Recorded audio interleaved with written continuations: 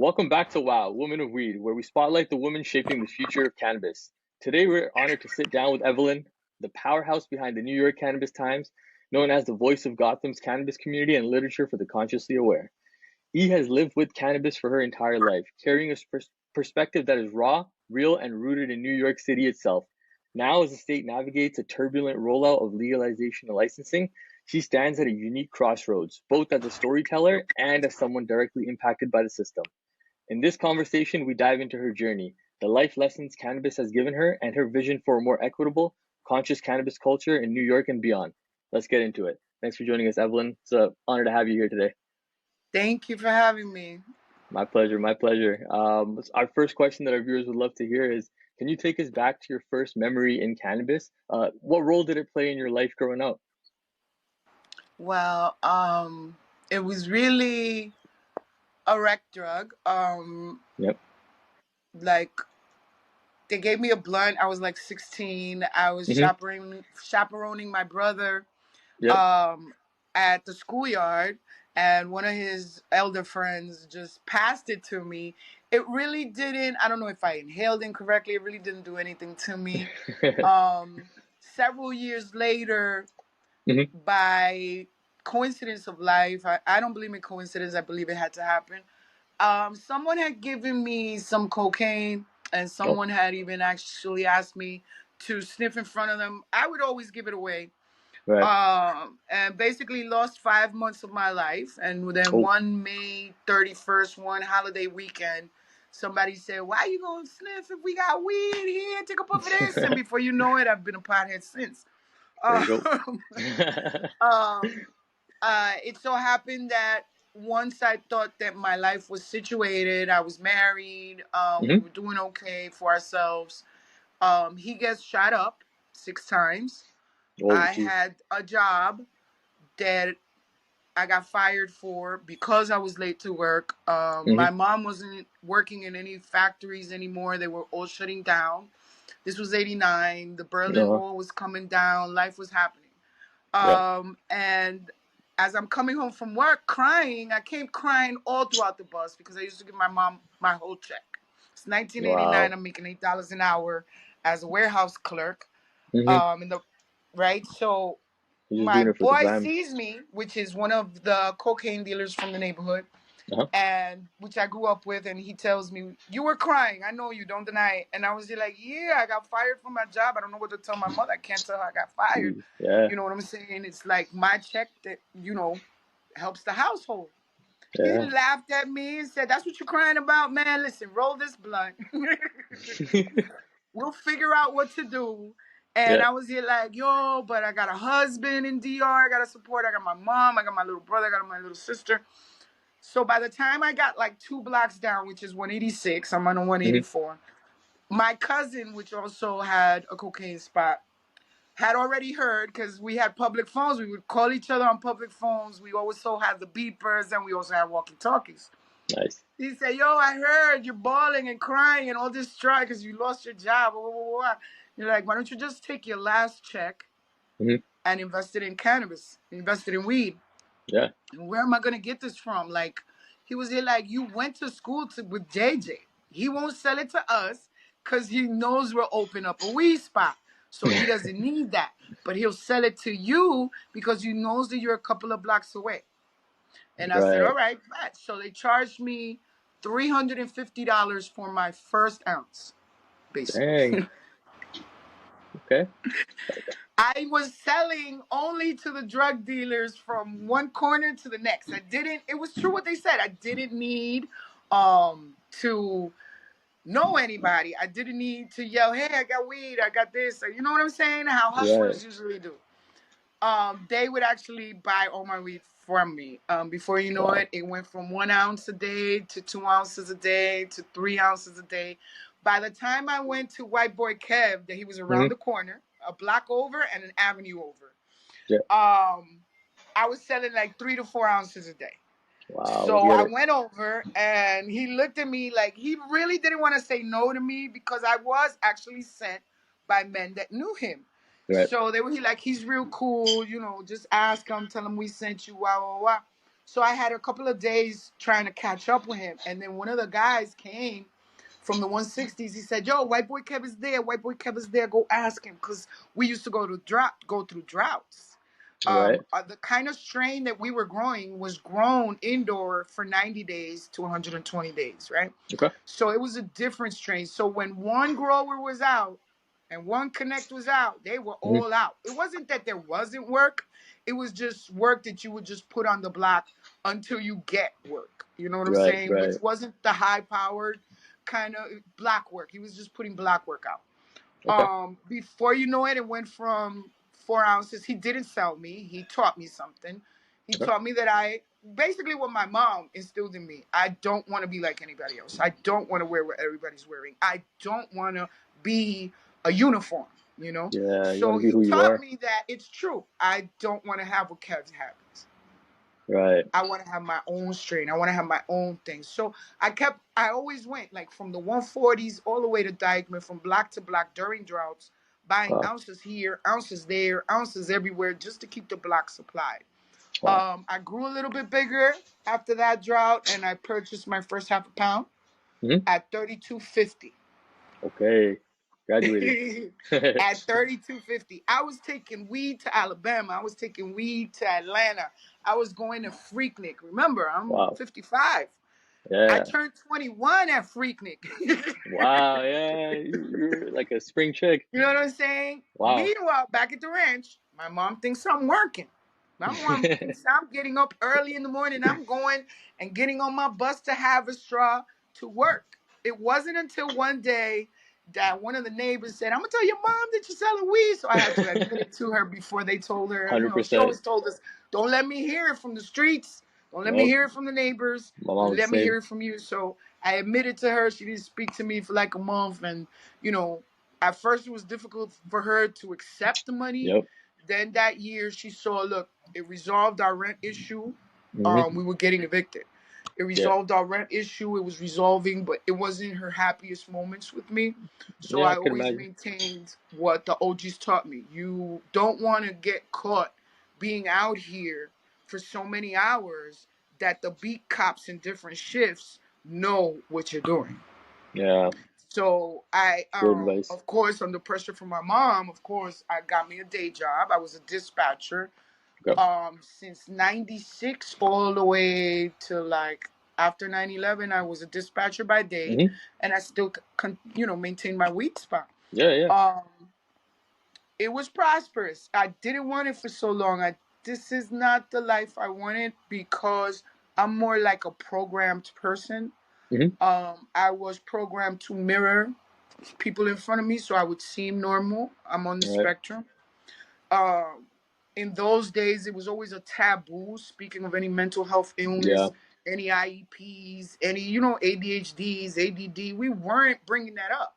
No. No one We even knew weren't about it. talking about that. We weren't here like, "Hi, I have to control the narrative of people tiptoeing around you." We would not speak of this. So Right. the beauty of the ghetto is that we accept you as you are as long as you bring your own authenticity. You know what I'm saying? Yes. So I was privileged enough to be centered amongst guys that I grew up with, which now Hmm. were on the wrong side of the track. Right. But at one point, I knew them from when they were good kids. We were all just kids playing outside, me watching my little brother Yeah. play. You know what I'm saying? I did lose a lot of friends in the 90s, 80s, and 90s. I did lose a lot of dear people to me, either by blind bullets, people I went to high school with. Mm. And I kept on hustling. Basically, I would get everything. I would get from weed to concentrates to vapes. Um, I would get when there was a market for it before it Hmm. was a big deal. Would get ecstasies. You know what I'm saying? Everything Yeah. except cocaine. I knew where to get cocaine at. I knew where to get those kind of things at. But Yeah. because I grew up in the environment I grew up with, I knew that that would bring either death, jail, or Yeah. just It was another total, level. yeah, you would just lose your life because of drugs, either Yeah. literally or because you went into vice or whatever it may be.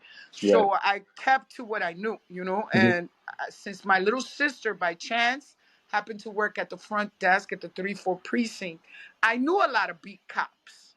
Okay. They knew I was doing something. They just didn't know what. And when some of them did find out, they would tell me, Evelyn, just when you see me coming down the block, just move.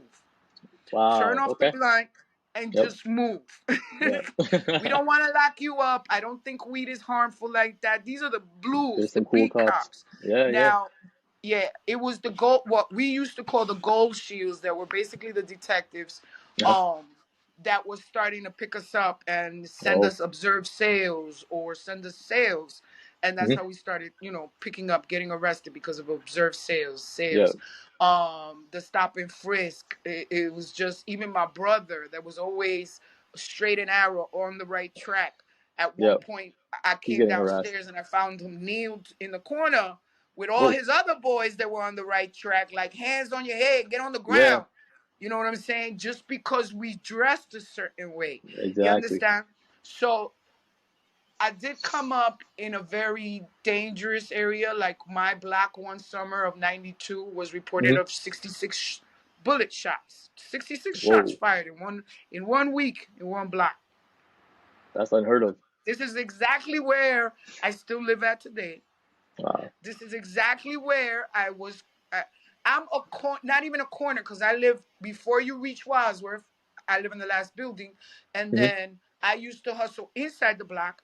As the cocaine spots got smaller and smaller, or lesser and lesser, then with the ones I grew up with, I moved towards St. Nicholas with them, which is a major avenue, a major Uh-huh. intersection, and that's where we used to sell from in front of the smoke shop. You Wow. understand? Yeah. So I was used to, Habibi, let me your scale. I'm selling an ounce. Habibi, where the baggies? Habibi, you didn't order the baggies? Give me a Dutch. Habibi. Or having an actual credit. Having an actual credit line in the smoke shop is one of the best things you can do. Right. But I grew up with respect for my Arabic brothers and sisters, my Yemenite brothers and sisters. You know what I'm Hmm. saying?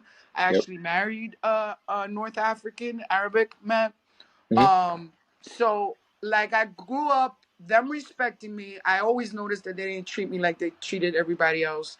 Yep. They knew I would come soft spoken, and never had an issue. They knew I was always being defended by the guys, because there were business owners, weed spot owners, that didn't want me Hmm. that close. I mean, Oh. Kevin is an angel. He's an archangel. Kevin Right. wasn't sweating that, Hmm. and I was a block over. Like, he's in 183rd, I'm in 184. He's on Hmm. Audubon, I'm on St. Nick. We're an avenue and a block over. Yeah. But there was another gentleman in 186 that he really didn't want to see me there standing. Jeez. So at one point, like, when he did send the guys after me, it was the cocaine dealers that said, no, wait a minute. The weed spot is ours. Yep. She just manages it. Right. You're not touching her. And that's how he left me alone.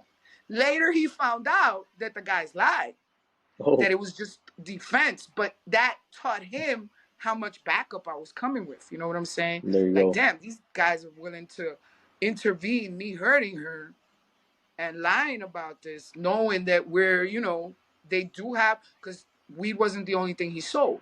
Right. It was a trend for old school cocaine dealers to open up exotic weed spots to mask the footprint Hmm. of the people coming, Wow. because you're getting guys coming for 1 kilo, 2 kilos, 3 kilos. So they're not looking like a crackhead. They're not looking like someone addicted to coke, addicted Yeah. to dope. They're looking like you and me, Hmm. you know? So now we have a traffic of people coming in for the cocaine world, but we got to cover that with something. They bust somebody, what they're Oh. going to bust them with? I don't want them to get busted with the cocaine. I'd rather have a pitcher out here selling some exotic weed at 62, 64, 6,500 a pound. Wow. That's how they did it. Hmm. Exactly. It was 6,200 a pound when I walked in. And Crazy. depending on the quality and the strain, Hmm. you was paying up to 65. When Wow. sour came out, it was 8,000 a pound. 8K. You understand? When sour first came out, it was 8,000 a pound. You will turn around and buy $800 of an ounce of sour. Hmm. And that's when 40s came about, the eighths came about. Because in reality, only two spots that I remember sold anything above an eighth, which was 174 Okay. Ruben spot. It was a Hawaiian and Hayes spot, and he would sell you 20 sacks was the minimum, then 50 sacks and 100 sacks. So a 50 Okay. sacks will bring you an eighth, then 100 sack will bring you 7 grams. So Right. that was the only spot we knew that was selling eighths and quarters and shit.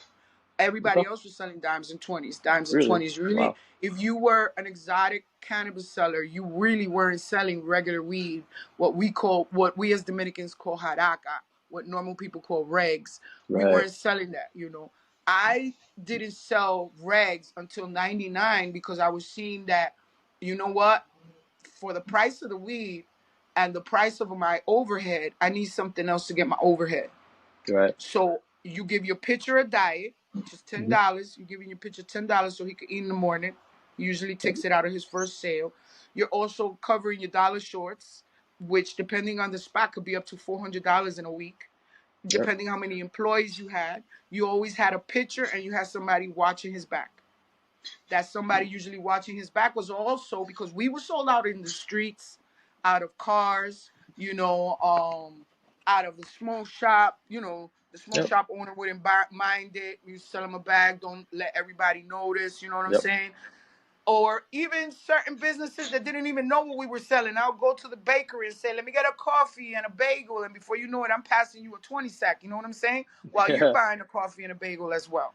So I Wow. started basically 89 and ended with a 700 box, 700 vapes, December 2023. And I Okay. turned everything in.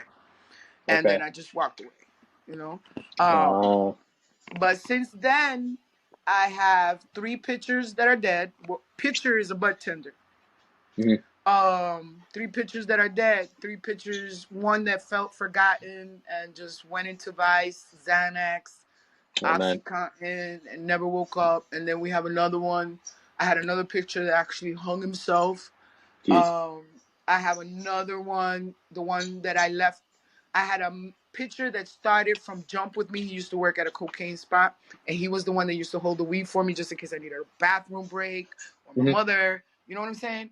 Yeah. Yeah. He got deported. Oh. So basically, there's only one pitcher, 2 pitchers alive and well. Yeah. One is a construction worker now. The other one owns a bakery in the Bronx, doing really good.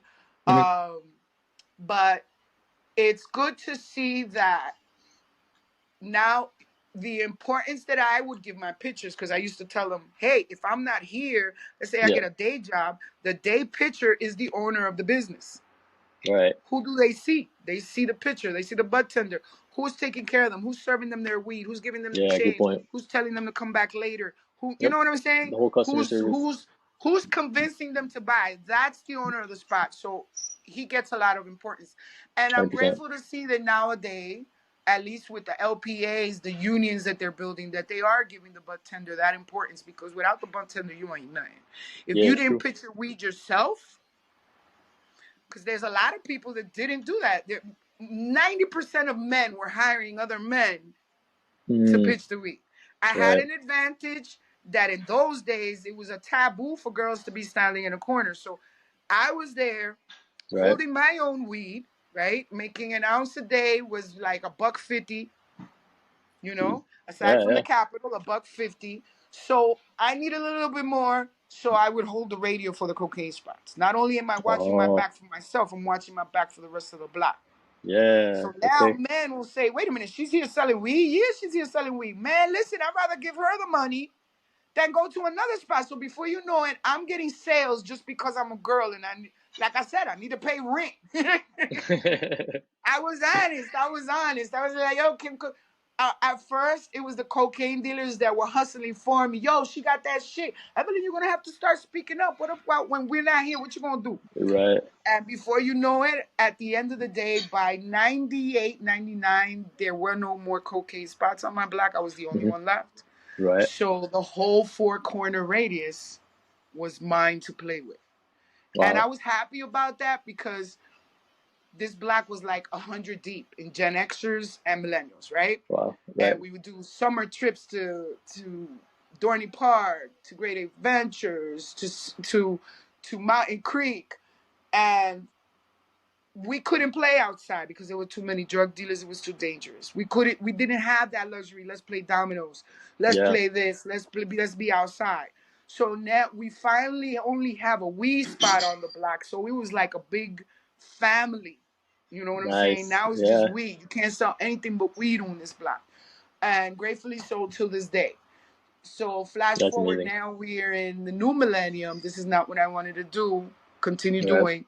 So I did have a day job at 11.99 Hmm. as a Planned Parenthood health educator, which is basically a chatter. You get raped, you call me first, you're anonymous. Right. Right. You need Plan B, you call me first, you're Hmm. anonymous. Anything, any situation, boys and girls, women, young ladies, elderly women, elderly men, vasectomy. You want to talk to somebody? I'm here. Transgender, I'm there. Um, I quit that job when my mom got sick right before she died. Okay. Yeah, just to spend my last 10 weeks with my mom. Of course. And never went back. Like, I'm a bio major. I went to college for biology Hmm. and another college for health and human services because you don't get a job with just a biology associate's degree in biology. So I went for health Right. and human services, which I'm actually good with because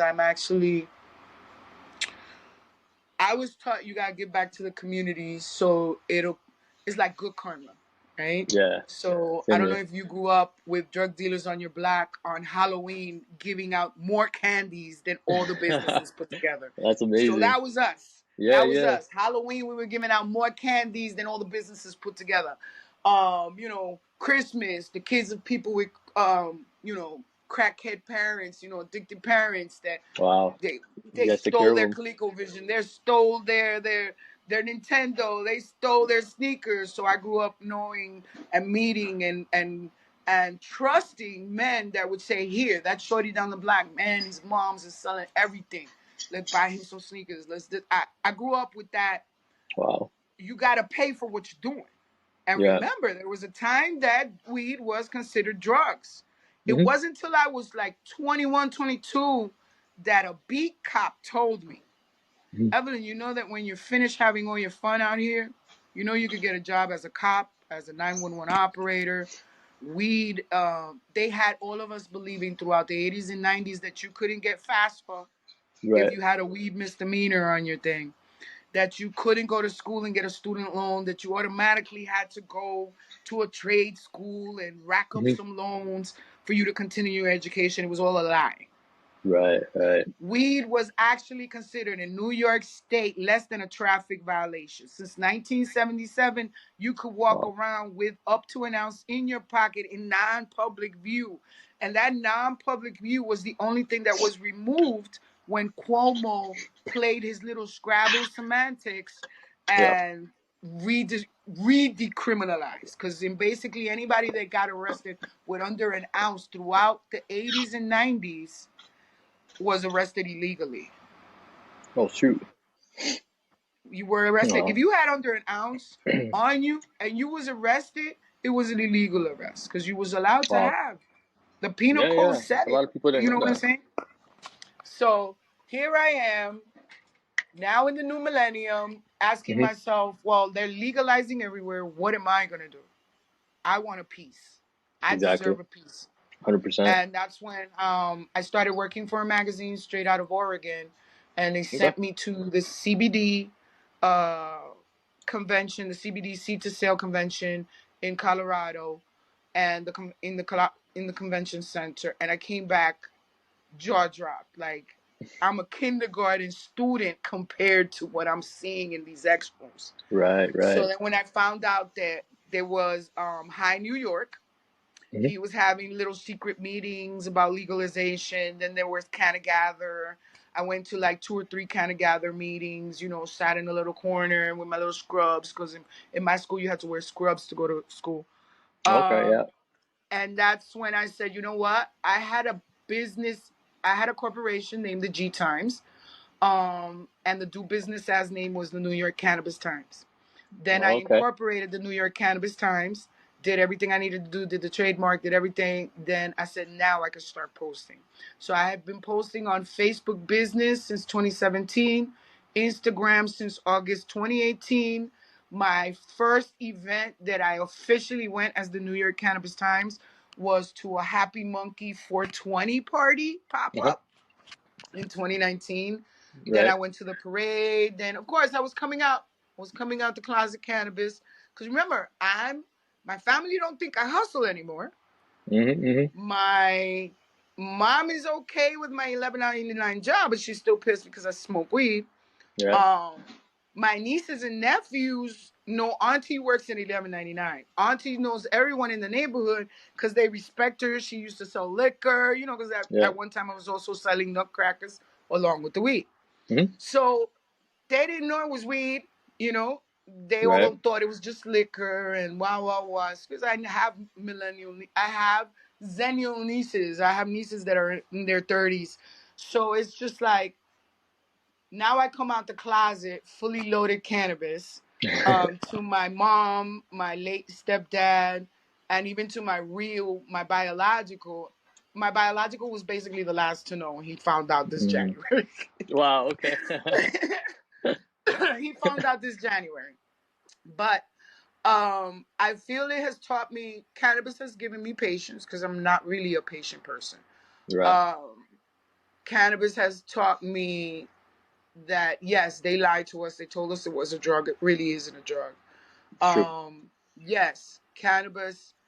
Maybe I want to stay within the maybes. If a person has an underlying mental health issue like schizophrenia, I wouldn't want them to smoke. Good point. Yeah, I could make Okay. that worse. Because if we're who we are and we may smoke a sativa or a high powered strain and we get paranoid, imagine a person with an Yeah. underlying mental health issue. I Exactly. do believe that it is a radical healing plant and there's so much more to it that we have no idea. Like, how important this plant is, from the leaves to the roots to even the seeds, from the hemp to the actual cannabis plant with THC. It is Yeah. all healing towards the planet, towards the people, towards friendships. You know what I'm saying? 100%. It's a gift. Relationships. Yes, there is going to be greed. It is still a drug game. Right. It's still a Right. drug game. Yeah. It was a blood sports game. Mm-hmm. We had I'm gonna take you back to the 80s and 90s. Mm-hmm. In like 91, 92, we had a record shop Okay. that sold you 45s, 33s, mixtapes, and weed. So you would go in, you wanted to buy Break for Love in 33. You would go buy your Break for Love, buy your 20 sack at Frankie Gus's. Well, this is such a blood sport Mm-hmm. that he happened to open up that brick and mortar close to several other businesses that were of weed and weren't Right. too happy with that idea. Right. Remember, this started out with the exotic weed game, started out with cocaine dealers masking their footprint. Right. So they are very territorial people Mm-hmm. when it comes to their custodies and their work and where their business location is at. So Yeah, that makes sense. you are opening up this business and basically knocking everybody. You're smoking everybody in the hood. Because now people just want to go to the record shop to buy some weed off of you and get a free record. Yeah. He got murdered, broad daylight. Oh, jeez. One brick and mortar shut down. They did open up another one, but it was mostly CDs, tapes. It was actually the real thing and probably a cover for other things, but it didn't go far after that. Then Right. we had the 145th. We had the Botanica, that basically it was where you get religious artifacts. If you're into Santeria, Paleros, Dominican, Cuban, Haitians, everybody goes to a Botanica uptown. They sold weed. Yeah. Oh, So now jeez. not only are you getting your rosary from them, Mm-hmm. but you're getting a nice 20 sack from them as well in the 140s. There was an incense shop in 207 where right next to where VIM is today, Hmm. that was an incense shop. It was actually what I would call my connect, my supplier's Yeah. shop, and they would sell weed in there. Um, it was all over the place. Brick and mortars were all over the place. We had Jamaican patty shops. They sold Okay. weed. We had the health food stores owned by Jamaicans. They sold weed. Right. It took New York State 15 years to shut that down. Wow. It took over for a bit. I was around the corner. And I don't, like I said, I was around the corner from White Boy Kev. I Hmm. was also around the corner directly between St. Nicholas and Wadsworth from a health food Jamaican shop Yep. that would sell weed. Then in 190, they had another health food Jamaican shop. In 157, they had another health food Jamaican shop. In 186, they had a weed spot. 187, 188, they had some beef amongst themselves. They split up the spot. So one was in 188, one was in 187. We were always less than 150 feet to 200 feet away from each other. Wow. But the actual weed dealer knew that we weren't stealing. If I bump into you Yeah. copping at Kev's, I'm not gonna get mad. I gotta up my game. That means my weed Right. wasn't better than Kev's, and it made you leave me Yeah, that's for proper a Kev competition. spot. I couldn't get mad at you. I can't get mad at Kev. I gotta look at myself and say, you know what? Let me get some better work. That's a real business And right there. yeah, and that's how Hmm. things started growing. Nice. And to, you know, it's like I say today, people would say we were rivals. Oh, you got a spot. He was giving out Dutchies. I had a very frustrated youth. He was giving out Dutchies to all his customers until one day my OG Connect told me, do what we do. And I said, what is it that y'all doing? We staple a little dime bag to a 20 sack and call it Christmas. I said, Wow. what? But wait, okay. Give out samples. Okay. Before you know it, I grew. That works. When I Hmm. retired, it was basically 15 pounds a week of Diamonds 20s. There you go. Like 3 pounds of regs. The regs would pay the, like I said, the overhead, the dollar shorts, the salaries of the guys. It would Yep. pay for the baggies. It would pay for every like little loss that we would acquire throughout the week. Makes What I sense. did learn from it, which no one wants to talk about in the legal cannabis industry right now, is that when you have a weed spot in the neighborhood, or when you have all of these weed spots in the neighborhood, your Hmm. money is not leaving out of your neighborhood. Your money is staying within the community and It's a good rebuilding the point. community. Yeah. If I paid you a bundle of water cash, right? On top of that water cash, I put the name on one of those dollar bills. Assad is on it. Okay, Assad. So I pay you on a Saturday morning. By next Sunday, Uh-huh. that dollar bill with the name Assad was back in my hands. That's pretty Gonna awesome. go towards a blunt in a smoke shop, or a can Pepsi, or a sandwich, or it's Yeah, going it stayed in the back community. round and round, which is today, as somebody that came from the black market, and I cannot down the black market at all. I don't even want to call it the gray market. Hmm. I don't want to call it the white market. I don't want to call, I could call it the traditional market, but at the same time, we're forgetting. Once we change the name of where we came from, we're forgetting. It's like here. And nobody know anything about no Hudson Heights. Hmm. You ever heard of it? Never heard Hmm. of it, right? Yeah. But you have heard of Washington Heights. Right. You see what I'm saying? So now if I change the name from Black Market, because it's gonna make the next white man feel good, because Right. that's all it's about. Making the white man feel safe. Hmm. Because I understand we are a scary looking crew. So now we're trying to make you feel safe, but at the same time, it's making us forget where we're coming from. Now, let's go to the legal market. Yeah. Where's those taxes? Exactly. I'm a New Yorker. We have Etain selling medical cannabis since 2015, 2016, if I'm not mistaken. Okay. Right? Let's say 2016. Hmm. Let's give them some time. 2016, since I'm not mistaken. We're in 2025. Where are those tax allocated at? Why haven't they fixed the fucking BQE that's been down since 1990 fucking 5? There you go. Why do we have an infrastructure the way we do if we have been paying 1650 in tolls, 750, 850 tri-borough? Where is this infrastructure money? So now you're telling me it's legal, and now you're telling me that the money is coming into the community, and it's fucking not. Yeah, I don't see it either. That's a great It's point. not. You know where the money now is going? It's Someone's going in pockets. into those 250,000. Okay, the 152 displaced are not getting any money.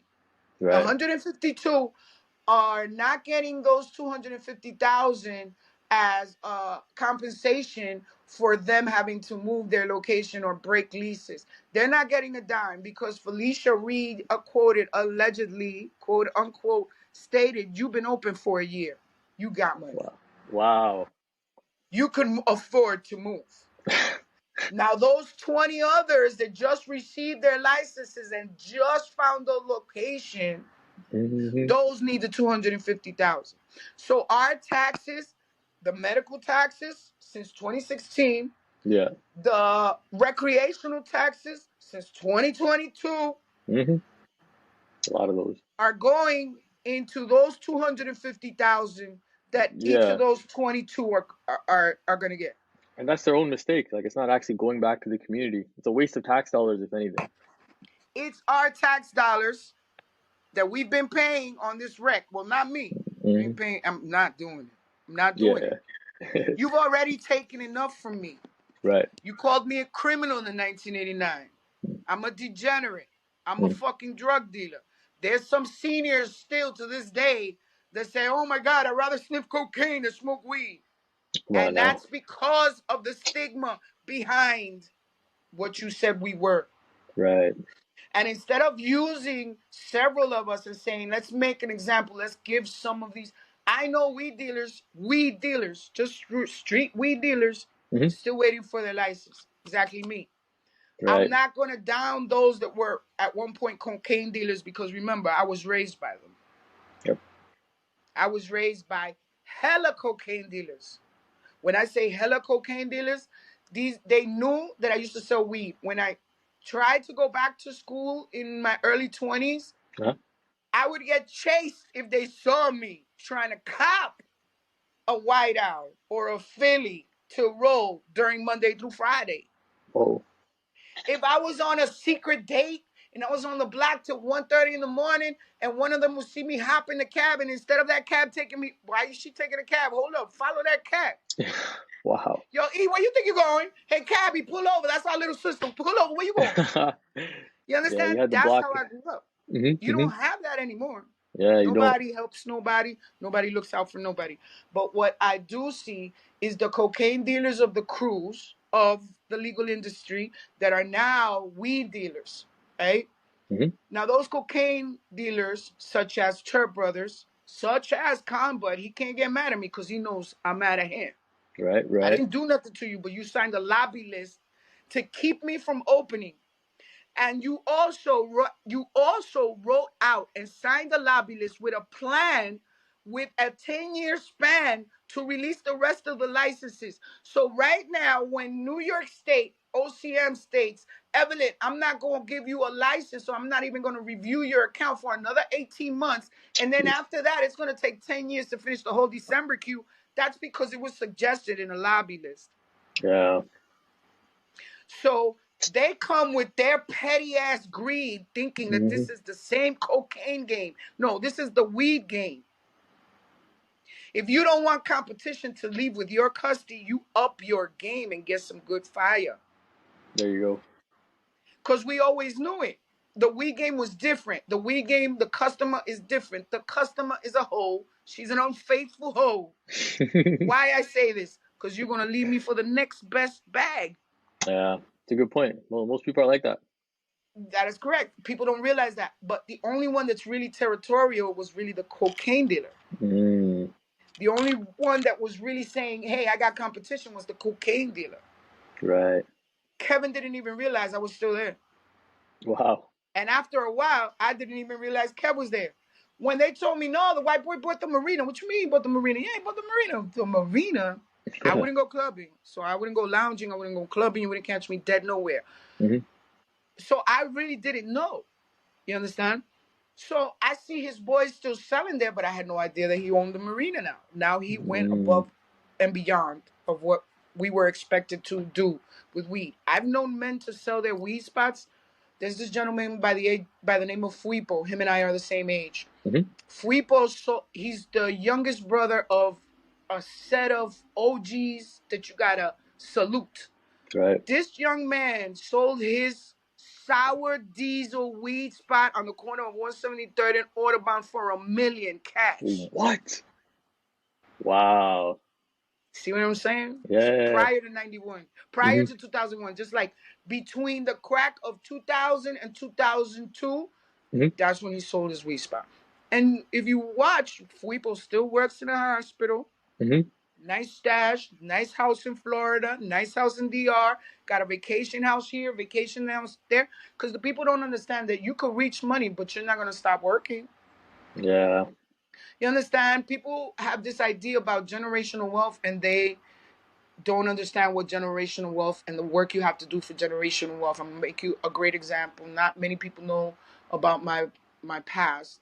Mm-hmm. I do come from well-to-do family in the Dominican Republic, elites to society.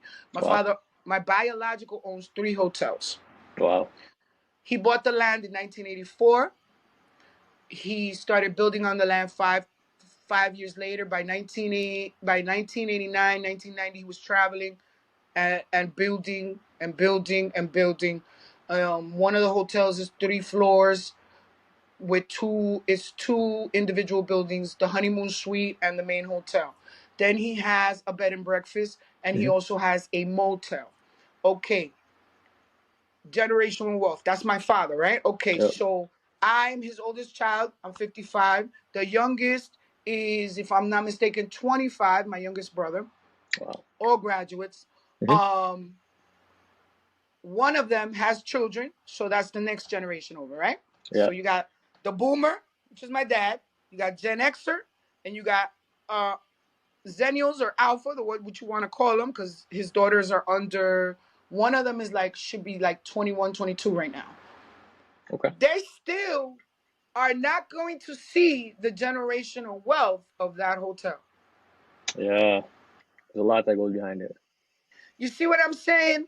So they Mm-hmm. come in with this idea of this generational wealth, but they have no idea how many years you have to work Yeah. before the generational wealth starts trickling down to your generations. Mm-hmm. So Combat has no idea that it's going to take a good 10 to 20 years before his daughter sees the first real money, non owed or debt free money of that dispensary. Right.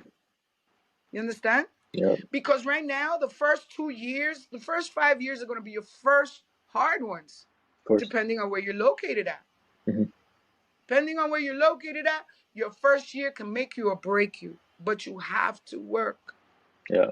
I'm my father's first child. I've never seen a dime from them 3 hotels.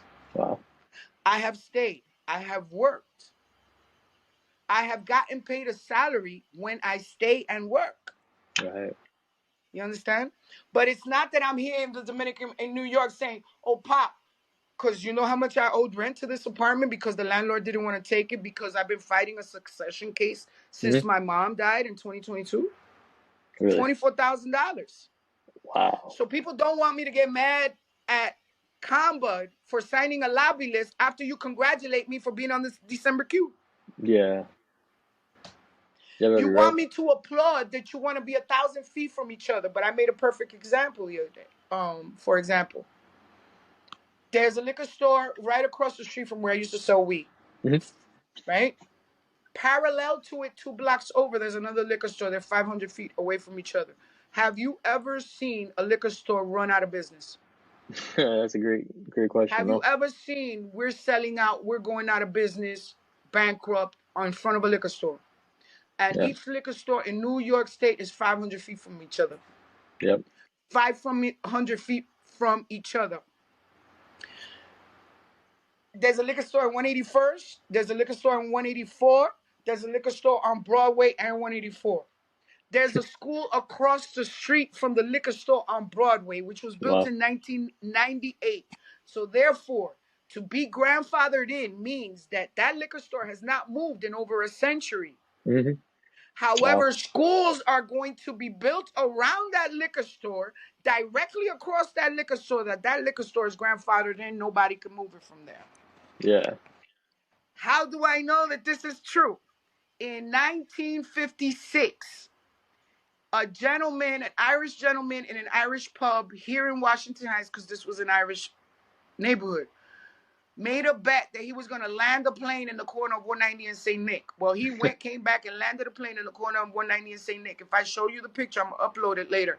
Yeah, I'm done. The liquor store in the corner of 190 and St. Nick was standing there in 1956. We're in Wow. 2025. The liquor store has gone through at least 4 generations of owners. Yep. Well, GW, George Washington High School, is like 500 feet away from it. Yep. You see what I'm saying? So now we're stuck in the middle of their greed. That's what it is. Why I say their greed? Okay, again, I'm in 184 in St. Nick. My nearest dispensary is on 177 in B Way, heading over towards the West Side Highway. They're in a perfect spot. They're on 177 in B Way. Unfortunately, Sparksboro signed a lobby list. They're not getting my money. Yep. The next one is Broadway Strains. I believe it's either on 168 or 164. They didn't sign the lobby list, so they sooner or later will get some concentrate money from me. Nice. Because I do own a Puffco. And then you have Happy Monkey Indictment, right?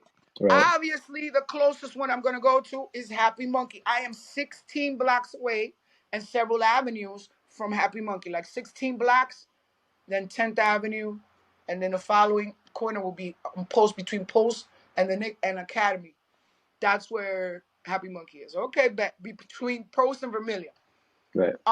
Point is that I much rather go to Happy Monkey because it's closer, right? But I do have a tumor over my lung.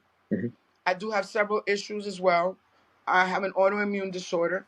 If they have delivery, which I believe they do, I got a 45-minute wait. If I need to smoke right now for whatever stress I'm going through, I'm not going to wait those 45 minutes. That is the reason why I opened up a weed spot. Because I said, if I'm still here in my 50s, I don't have to go far to get a bag of weed. Yeah. Everyone around here knows me. Today, where there was just one weed, there was no weed spot. When I started there was no weed being sold on 184. It was just cocaine. Wow. Today, 2025, there are 3 weed spots from here to 185th. There's one inside the block, there's one on St. Nick, and there's one on 185th. When I was around, you couldn't do that. It was only one for all 4 corners. Right. So I feel good about that. Yeah, you paved the way. I feel good about that. If I don't want to see too many people, I'll go through Wadsworth and copy 185th and Wadsworth. Mm-hmm. If I don't like what's in 185th and Wadsworth, I could go to 185th and St. Nick. I could call my neighbor downstairs and say, yo, what you got? The neighborhood got 7 grams for $35. Where am I going to go? I'm not going to go to a dispensary. Yeah. The neighborhood, all 3 spots have minimum 5 strains. Wow. And all 3 spots, thankfully so, do not sell spray packs. Yeah, but they let you know, we got this, we got this, we got this. You understand? Mm-hmm. We're not blinded into believing, oh, New York is just selling spray packs, you're buying dirt, you don't know what you're smoking. Not all weed spots have spray packs, sorry. Yeah. A lot of weed spots have been grandfathered in. For example, I left it to my pitcher. Right. My pitcher left it to his sons. There you go. So now his sons own the weed spot in this corner. You know what I'm saying? Yeah. So he's getting an idea from his father and then some of the kind of weed people look for in this area. So we're not going to sell you spray packs. Right. You have the legal industry. The regulations in New York State allow pesticides. Right. Guess what? Yes, I'm not going to lie to you. There are some spots that are not selling you clean shit. I knew that with the late strains of sour. When I say the late strains of sour, I'm talking about 2012, 2013. I couldn't smoke sour. My windpipes would close up. My throat would get irritated. I'd get a full allergic reaction, like Yeah, hives. sounds like it. They would start out in the neck. You know Hmm. what I'm saying? So obviously, it was something I was swallowing, something that was close to my face and my neck. So I Hmm. couldn't smoke sour. The neighborhood, Washington Heights, knows that I can't smoke sour. So if I would go to St. Nick, they would say, "Yo, EO, we got it sour. In a Oh half wow. hour, we're gonna have some haze." If I would go to Audubon, "Oh, we got it sour. Yo, E's on her way over there. I hope you don't got sour. Don't give us sour. Don't give us sour." I would be in ciphers, like with groups of guys on the corner, chilling, doing my thing. And they'd be like, "Here, E." And then somebody would say, "No, it's sour. Don't touch it, E." You understand what I'm trying to say? Yeah, We are not what they portray us to be still to this day. that's true. You understand? I'm not going to, I'm not mad at the Habibi. Why am I not mad at the Habibi? Because of the smoke shop. I'm going to tell you why I'm not mad at the Habibi. The original owner of the smoke shop, right? Hmm. Obviously, he was older than me. He used to bring his kids to the smoke shop in the 90s. They were like 5, 6 years old. Now, I call him Muhammad. Muhammad's kids are 30, 31, Right. Arabic American. They're born here. They're raised here. Some of them smoke weed. Some of them sell weed. Hmm. Some of them have inherited many smoke shops. And they're going to be about their business. Guess what? Guess where you got your crack vials at? The Habibis. Guess where you got your scales at? The Habibis. Guess where you got your boxes of Dutchies to give out at? The Habibis. Yeah. You see what I'm saying? Where Hmm. the baggies came from, the Habibis, where were we selling from? The smoke shop.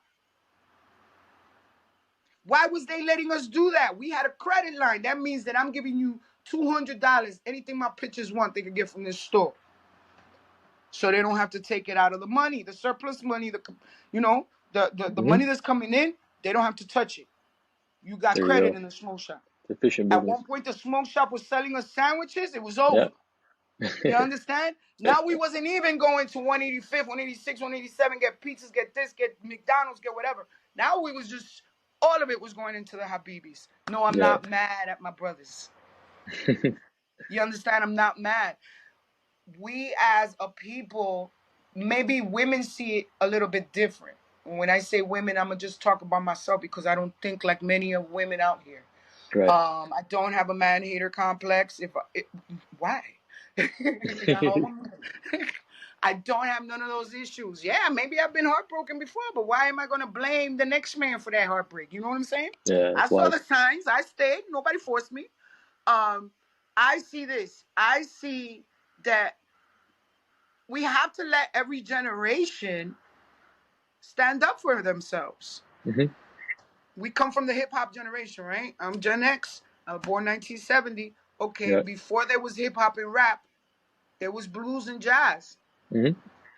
So we're the children of those that made the blues and jazz.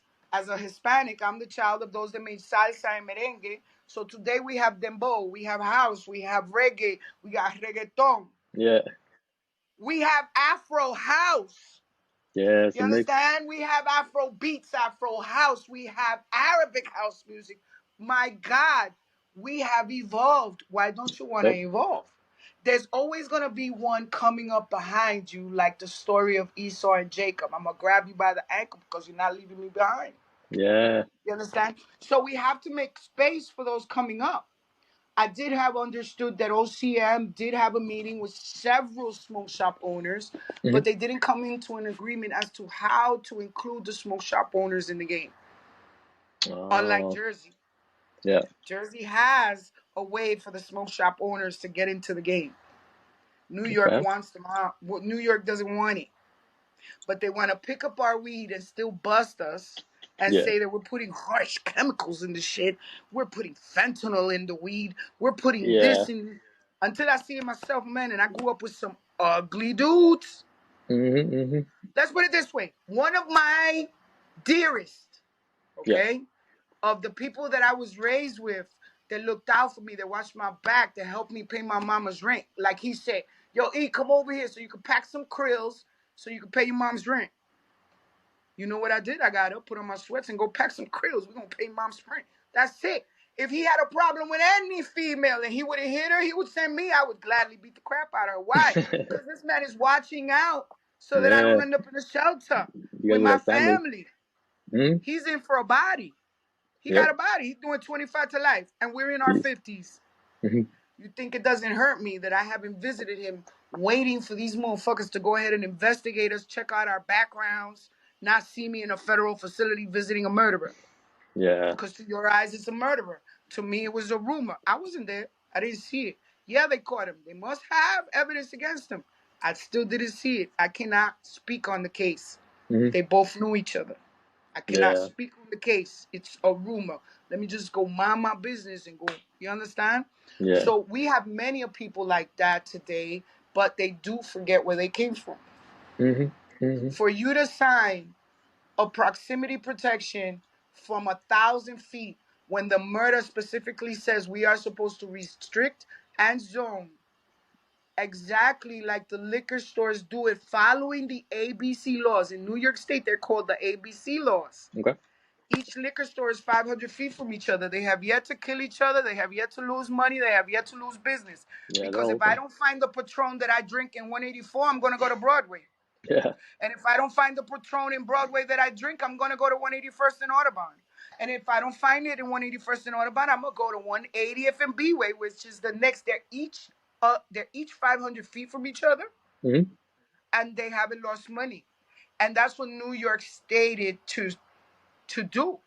Now they want the patient to wait 45 minutes for the delivery, or walk 1,000 feet, or take a train, take a cab, take a bus for another 1,000 feet to the.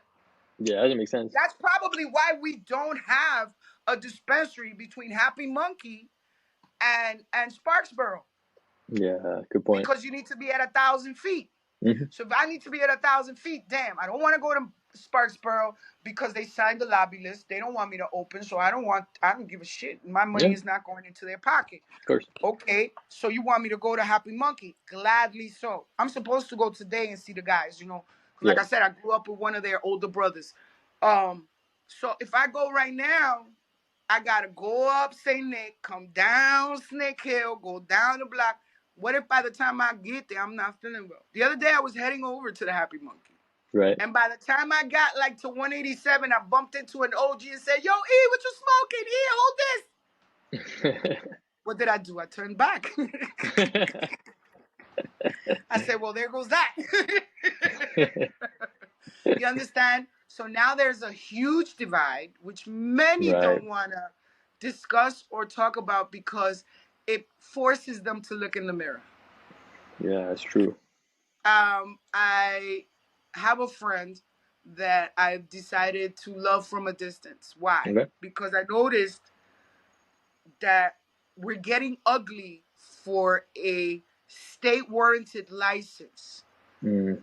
And then I said, you know what? It ain't that serious to me. I did this already. What everybody want to do, I already did. Yep. I was Kmart. You could say Kmart because back in the day, you used to go to Kmart. You used to buy from beer to underwear, right? So in my spot, you used to buy from liquor to weed, You and had it from all. weed to liquor. So Mm-hmm. I was Kmart. I'm there for 35 years. Mm-hmm. I did this already. I don't even have a dispensary in my written business plan Right. because I did it already. My interest was my micro grow, my processing. Yes, I did apply for the full micro grow license Mm-hmm. with just growing, cultivating, processing, and retailing. But in my business plan, I don't have no retail. Why? Because I did that already. I want to Yeah, do you something mastered that part. different. So if I'm getting pushy on you, and if I'm getting nasty on you, and then I'm turning around and say, "Oh, don't be so confident that you're going to get yours." You know what? I'm going to let people know right now here in your life Mm-hmm. that in 18 months, those that haven't sued, because I got 3 months to sue. You got 4 Right. months to sue for the delay as of the date that they announced the 18 to 10-year lapse, right? Okay. So in reality, we have a little bit more because remember, June, they said 4 to 6 months. Right. Yeah. Then July, they come out in 18 months, and then it's going to take us 10 years to review 872 micro businesses and God knows how many other retailers, right? Jeez. Okay. We're all already oversaturated with retail. Yeah. We are. I don't like to admit it. But we are when it comes to the retail. You know what? We're not oversaturated on micro grows. 100%. We need variety. Indoor grow. New Yorker is an indoor grow man. I have many people that say, no, New Yorkers smoke outdoor. Bitch, if you're in the 5 barrels, you smoking indoor. Yeah. If you're up in Syracuse, I don't know what the fuck you smoking. I'm not from Syracuse. I won't go too far from New York. No, we're not leaving the island of Manhattan. Yeah, that doesn't make sense. I'm not copping in the Bronx. I haven't copped in the Bronx since 1987. There you go. You understand? Mm-hmm. When we was copping from Jamaicans, when we was taking our missions. You understand? Why do we want to make the customer take a mission now in 2025 when even job applications, you don't even have to go to the physical place to get the application? You Yeah. understand? It's not the 90s. Oh, let me go apply to Macy's. You apply to online. No. You got to go to Macy's and apply. Yeah. Now Hand fill you it don't have in. to go to Macy's and apply. You get online and just apply. Exactly. You understand? So we've gone from let's make it easy for people to get their cannabis to let's make it Good point. difficult for people to get their cannabis. But you're not realizing that in between that, if I don't find a weed spot, where am I going? I'm going to the liquor store. And if I'm a driver, I'm going to drive drunk. That means I'm going to kill somebody or hurt myself. Yeah. So we're at a situation where people don't want to realize that you had the responsibility of being the first to be licensed. You was injunctioned. You know what that feels like. Now you thinking, oh, I got competition. There's over 500-600. There's here in New York, there's over 500-600 strains. Imagine in Cali, Colorado, if you put all the legal states together, you know how many strains we have? Yeah, too many to count. It's ridiculous. So you worried about competition? No, worry about picking the perfect strain for your store. Yeah. I went to before, like I said, before I knew there was a lobby list. I bought concentrates for Thanksgiving off of Sparksboro. Okay. So I bought MFNY. Boom. Then I said, you know what? I want another strain. So you know what? Let's give the monkeys for Christmas. Let's give the monkeys some love. So I go to Dykeman, but they both have the same flavor strain. Oh wow. So what I did was restack up on that same strain that I bought in Sparksboro from Happy Monkeys. Okay. But no, get yourself. Okay, you see Sparksboro has some brands. No, get something else. If you both have MFNY, don't get the same damn flavor. You understand?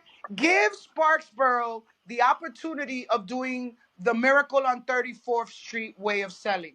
Hey, I don't have that strain, but I just checked out. Happy Monkey has that strain. You want me to call them and reserve it for you?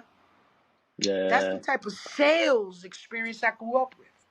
Right, so if right. I didn't have good weed, you damn right I'm selling them to Kev. I had a weed spot right across from me. Yeah. After a while that Kev was already in the marina, I had Gorrita's spot right across from me, parallel to me on St. Nick. Yeah. If I don't have, I'm sending it to them. If they don't have, they're sending it to me. Yeah, it's honorable business. We grew up in that generation. Now, no, you go to a dispensary, oh, I don't know where you can get it from. What's this competition from? If anything, you don't have even the high grade weed that I'm used to. Unless it concentrates, your weed cannot smack me like I like to be smacked. Let's be real. I love those that did not sign the list. I love them to death. They know that I keep it loyal because several reasons why I continue, even though I've been disappointed with my loyalty before. You know why I continue with my loyalty? Because it's no longer around. It's hard to come by. It's a scarce commodity to find somebody loyal. Yeah. You understand? And sometimes you need somebody loyal even to just cry on their shoulder. Even if I don't want to hear you cry on my shoulder. You know, I may just be compassionate enough to say, you know what, let me hear this bitch's shit. And then tell her, turn around and be real. Like my mother used to tell me. Yeah. A woman that was getting dialysis 3 times a week at 5 o'clock in the morning, when I came up to her to tell her I had lupus, crying, she said, that's what you crying about? I thought you was going to tell me you was going to be on dialysis too. I looked at her like, she goes, Evelyn, you're not going to be the first or the last. So swallow it and deal with it. Because I've seen 17-year-olds stronger than you in the dialysis. And I would like, So what am I going to do now? Yeah. Act like, you know what? It's true. I'm not going to be the first or the last. It's my perception of the experience that's valuable, but I'm not Right. going to be the first or the last. Combud definitely ain't going to be the first or the last company. They might have to move. Right. They haven't even announced that it's not only the people that are close to schools. You Okay. know, it's people that are there's several of those companies that Hmm. are close to churches. Wow. They don't even consider that yet. So there's some people that are under the 200 feet that you need to be away from a church, and Hmm. not your old school Catholic cathedral architecture church, not no Renaissance church. We're talking about a rinky-dink church that at one point was probably a smoke shop. You Yeah. understand what I'm trying to say? So I'm not taking their value just because the building is not, Renaissance architecture. I'm just letting you know that if you are 200 feet under the 200 feet from a church, you got to move. Yep. If you're under the 500 feet, and why do people want to say, let's get grandfathered? And I'm going to let you know right now, if you didn't pay attention to the DC case Hmm. with the 1,000 feet away from school, DC's is 1,000 feet away from schools. They lost that case. Wow. You know why they lost it? Why? Because it's a Schedule 1. Good point. Yeah, it's still federally like illegal. Liquor is not a Schedule 1. You've never seen a liquor store move, or you've Yep. never seen a new pop-up of a liquor store. You've seen wine stores open up. Yeah. That we have seen. A flux of wine stores have been opening up in the new millennium that really like, oh shit, this is a wine store? There was a jewelry store in 180 in Audubon. It's now a wine store. Wow. Because there's a liquor store on 180 in Audubon, 181st in Audubon. Now on B-Way, they have the wine store. You have the liquor store over here. The Hmm. liquor store over here, yes, has gone from generation to generation, the one on Broadway. Right. The one on St. Nick that I grew up shopping there, it belonged to an Irishman. He sold it to the Asian guy that he had working for him. Okay. And the Asian guy is still the owner of that liquor store. Oh. And the one in 190, when I was a little girl, it was an Irishman. Then after that, it was Hispanics, whether they're Cuban, Dominican, Boricua, I don't know. But they're Hmm. Hispanic owned, the one in 190 in St. Nick. And like I said, I'm going to upload that little picture of when the plane landed on 190 in St. Nick. And I'm heading towards that way in a few. And I'm going to show that it's the same liquor store. That's dope. Yeah, I'm looking You forward to that. understand? So it's Hmm. like, it so that people could get an understanding as to how things work in New York State, because people Right. don't know that New York State is as big as it is. Like people go downtown and don't really notice how far one thing is from another. You're Yep. here as a tourist, or you're just there getting high, chilling, seeing the sights downtown. You get caught up in it, so you don't know. Or you're more used to the upstate scene in New York, so you're just picturing houses and little schools and little stuff. And it's not really like that. This is concrete jungle. Yep. And 500 feet from each other can mean 3 blocks, 3 avenues. Or it Yeah. can mean just the same block, 3 avenues. You Right. understand? Hmm. 200 feet from each other. Look at that. We had a liquor store in 181st and Audubon. Right around the corner is PS 143. Wow. Directly around the corner. Hmm. They were grandfathered in. That means that they were here way before the school was built, and they're Yeah. Yeah. not going to move. That's what grandfathered in means. You got any more questions? Yeah. No. No. You've been great. I gotta ask though. Like looking back at your journey, what would you say is like the most important lesson cannabis taught you? Stay humble. Stay humble. Have a backup plan. Okay. Because I felt that there was more stability in the streets Hmm. than there is in the legal industry. Okay. Um, Stay grounded. Right. Always have a backup plan and stay grounded. Because if not, it's just going to either you get disenchanted, disillusioned, disappointed, You're right. or you can really, really get angry and it's like I said, I'm really not angry at New York State. I'm angry that I let myself get convinced by New York State when I know better. Right. You understand? That I Yeah. am going to take out my anger with a lawsuit? Yes. That's a Yeah. fact. I That's am. your right. And if I could sue them from everything I went through from the time I stood in that corner in 1989 till now, yes, I will be coming for damages. Right. Do I still want to work in the legal market of New York? Like I said, I had a little bit bigger plans than just selling weed out of a dispensary. So I do have a backup plan that I really don't need a legal license.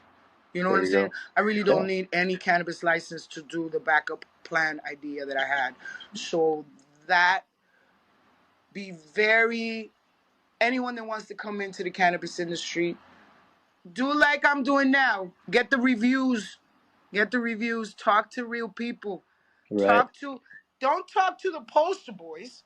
The poster boys are talking about generational wealth that they have no idea you're going to take 2 decades to create. Yeah, exactly. You understand what I'm trying to say? Hmm. Because, for example, Combat is the best example because he came in and his story was that him and his boys, his cousins, his friends got together and put up all this money. And now that you're up against the wall and may have to move, now is when it's coming out that you had lenders and you have debts. Yeah. Wow. See what I'm saying? Hmm. So pay attention to the low key dispo seller. Okay. This, go ask the low key dispensary owner. Go ask the one that's not saying, oh, I want to prove to everybody. No, you don't need to prove nothing to nobody but your own self. Yeah, I love that. Be very wary. Do your homework. If you do expect, there won't be any licensing open for a hot minute. The only one that's open right now is the processing license. Uh-huh. That one is a good one to get into. That one you won't have to wait long. You know what I'm saying? But I'm weary to say, yeah, jump into the cannabis industry. No, man, take a life, take take a lifeguard with you, which in this term would be a lawyer, Right. because um luckily I have some connects and it's looking more positive in another state where I may have an opportunity to apply it. But Okay. once I apply in that state, I don't think I'm coming back this one. And if I do come back this one, I really have nothing positive to say about it because I've seen everybody Hmm. at their throats for something that I've already done. Yeah, you've seen the You worst of it now. understand? The people that are really getting nasty either sold cocaine before, sold heroin Right. before, or never sold and smoked a weed bag in their life. Hmm. Never bought when it was the cops. The block is hot. Keep it moving. Come back in 5 minutes. There's a Fed in the Yeah. corner. There's a DT in the corner. There's some blues in the corner. The block is hot. Come back. You never had to cop when a pitcher had to take the fucking bag out of his crotch to serve it to you. Yeah. If you never had to cop in those days, those are the ones that are getting the nastiest. Yeah. The real OGs. And if you were as a coke dealer masking your footprint and now you're in the weed game, those are the ones signing proximity protections. Those are the ones signing lobby lists and keeping people from coming in, thinking that they're going to rack up all the millions and all the. I've had men from here, men that are normally buying black market weed. Yep. Their reviews will always stay the same. Evelyn, it looks like it's it. It smells like it's it, but it's not hitting you like it's it. Right. So what does that tell me? Why should I go cop? Exactly. Something's off. You know? Yeah, no doubt, no doubt. Now, Evelyn, you gave a lot of like great advice from your life experiences. What advice would you give to like younger women in cannabis, especially in New York? To the younger women in cannabis, they have so much to offer because unlike them, for example, I'm Yeah. old, right? I'm 55. Um, they have something we don't have, which is the ability for content creation. Okay. They know these little apparatuses because I had never heard of this app. Right, right. Good point. You know what I'm saying? And I was just, before I downloaded, I was like, dang, don't tell me I gotta download another app. And I love it. I love technology because at one point I was going to go into FIT. You know what I'm saying? I just chickened out. Um, but I love art and I love technology and I love AI. I love what it can offer. I'm Hmm. not too keen on the art just yet because I feel that it's taken away from me. Like I sketch naturally, like my Yeah, logo, I good did it point. myself. I put it together myself and then I put it through like it's like a Photoshop app and then I cleaned it up a little bit. It still needs cleaning up, but I like how it turned out. Yeah, it's Um, clean. but I want them to come in with some type of originality, some type of, you know, it's some people say, and I say that to a lot of people, don't be mad if somebody's copying you. Hmm. And you should find it flattering, but at the same time, you Absolutely. don't want to have 5 minute use. That's a good point. You know what I'm saying? Whatever you did in the cannabis industry, if you're a young lady now and you started smoking when it was cool, when it wasn't as dangerous. In other words, when I mean dangerous, it wasn't that you're gonna be put in to a fucking minivan with no windows, Hmm. 10 and 12 of yous that don't even fit.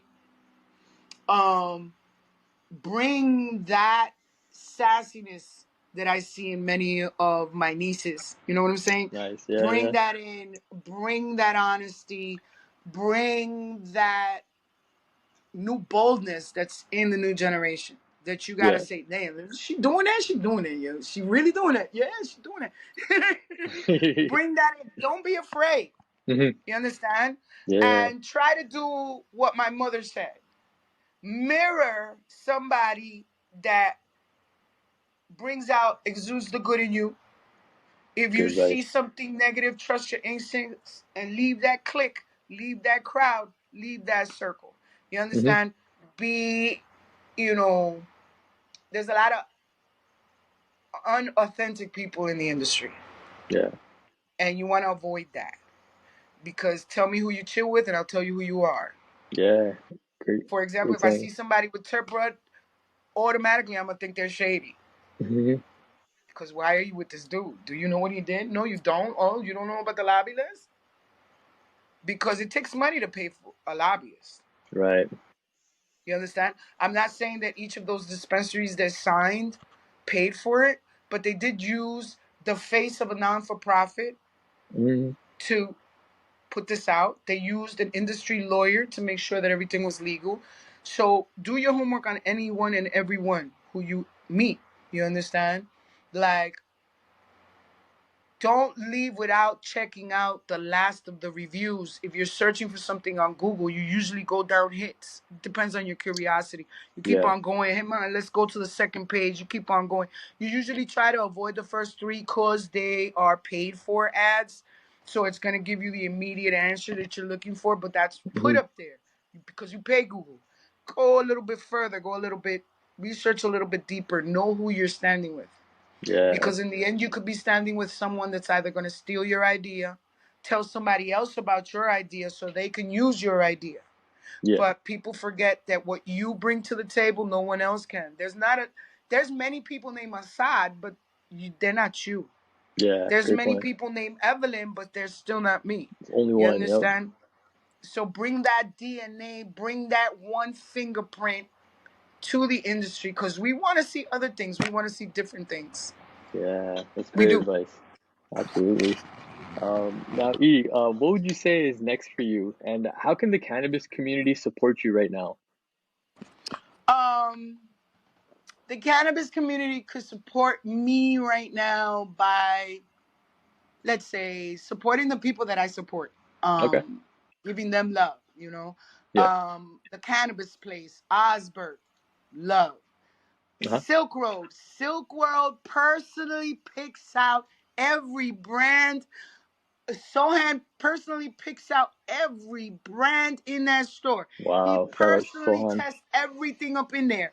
He is, I call him Young G. Just with that, I'm telling you everything. I'm calling Sohan Young G. Give these gentlemen love. They're really doing it. Awesome. Awesome. Happy Monkey, they're Happy Monkey. They are the heart of New York. They were the ones with the first pop-up lounges.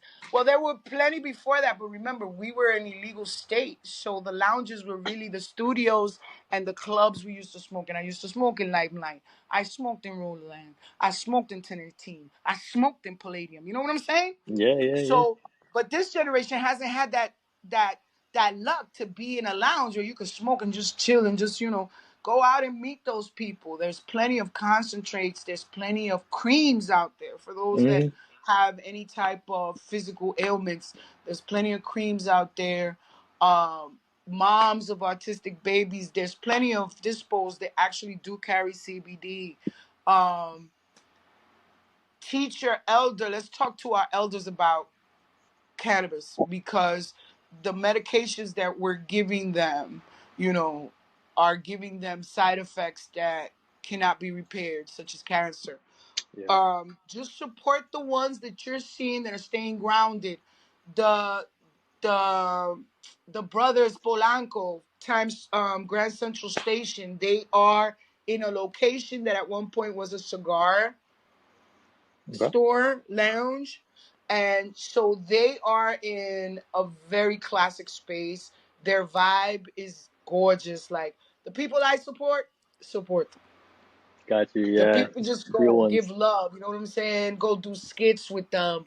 People are just focused on supporting the big brand names, and some of these big brand names Hmm. are blocking other people from coming in. Right now, I Yeah. have a friend of mine.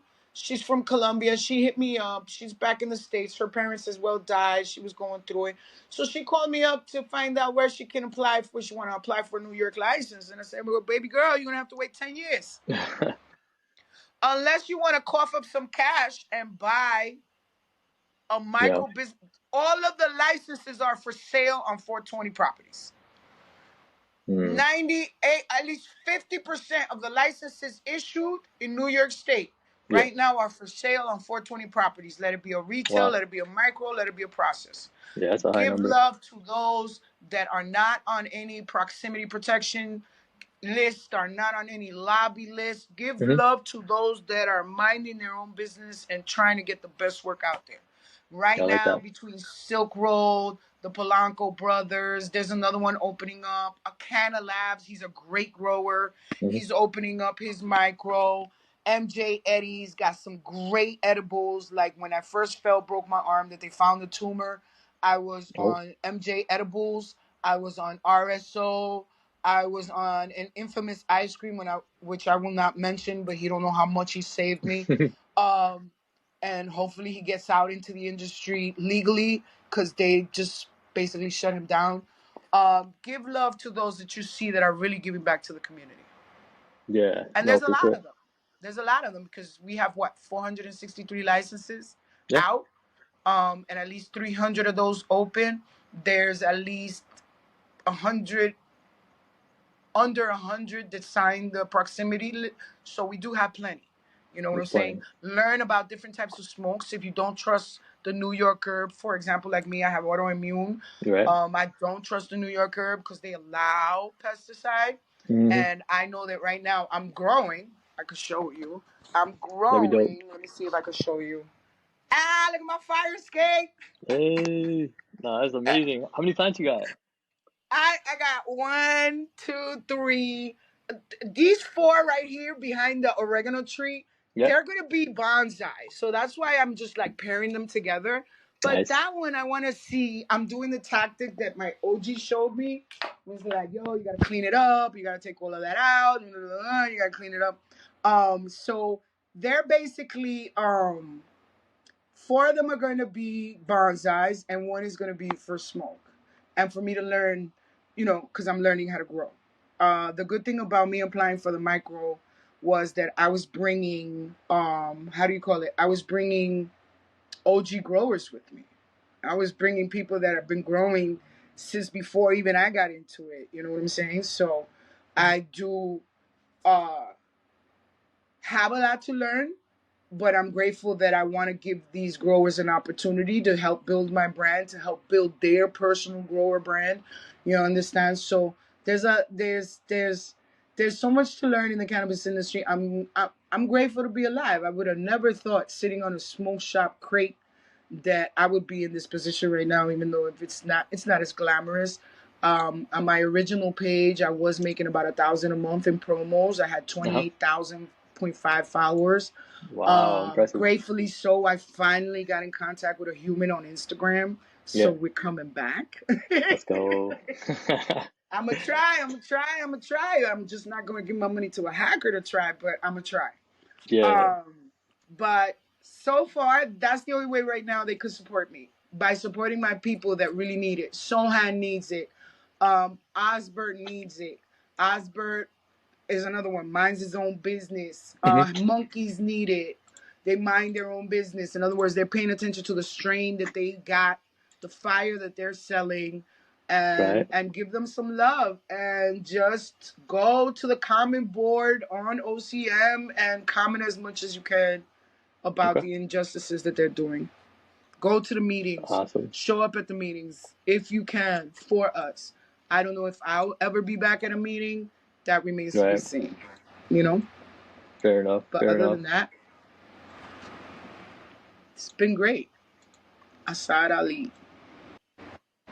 That was our conversation with Evelyn, a true woman of weed and the voice behind the New York Cannabis Times.